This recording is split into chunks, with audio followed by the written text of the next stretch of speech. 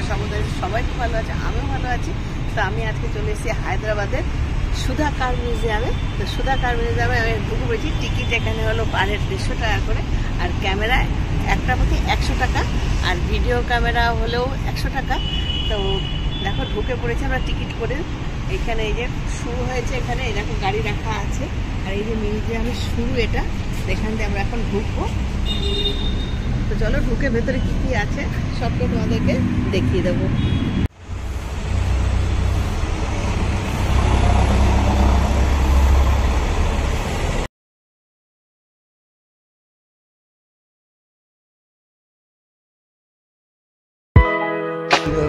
সাইকেলে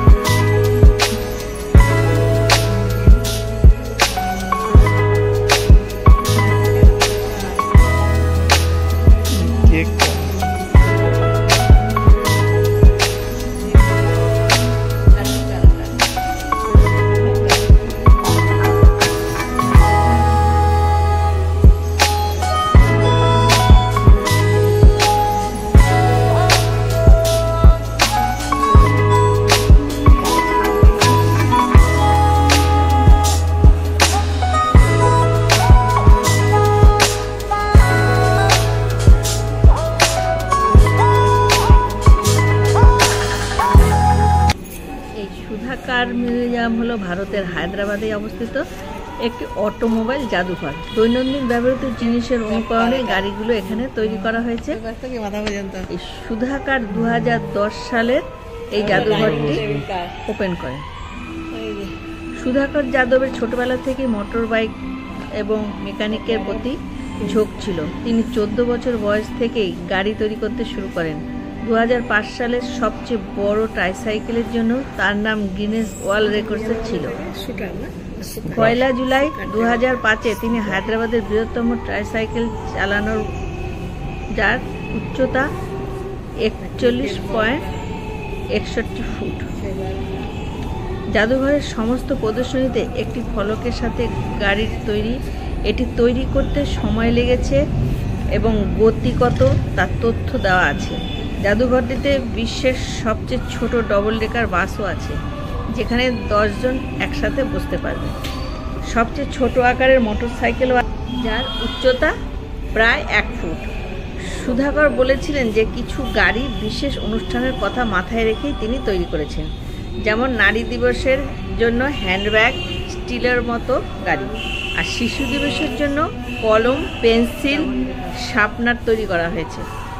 গাড়িগুলি বিক্রির জন্য নয়, তবে মাঝে মাঝে জাদুঘর থেকে রোড শোয়ের জন্য বাইরে আনা হয়, সেখানে সমস্ত লোকেরা এই গাড়িগুলোকে দেখতে পায়।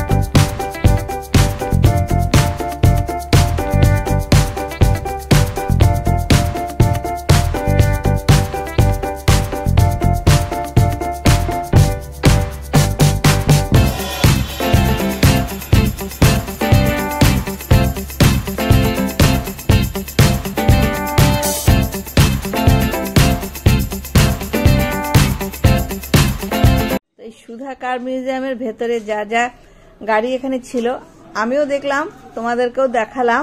তোমরাও হায়দ্রাবাদ যখন ঘুরতে আসবে অবশ্যই এই জায়গাটা দেখতে আসবে।